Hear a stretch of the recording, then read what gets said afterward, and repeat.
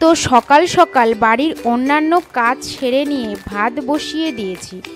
আজকে বরমশাই মিটিং পারপাসে বাইরে যেতে হবে, তার জন্য আজকে অনেক রান্না বান্না, কেননা টিফিন করে দিতে হবে যে।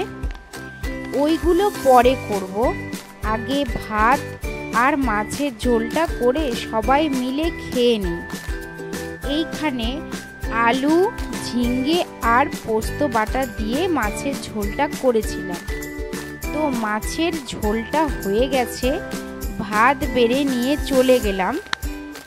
আর আয়ুষের বাবাকে খাইয়ে দিয়েছি বলে আয়ুষ তো রেগে বোম।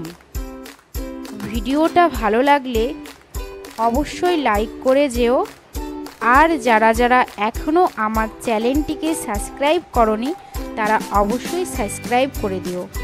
বাই বাই বন্ধুরা, দেখা হচ্ছে নেক্সট পার্টে।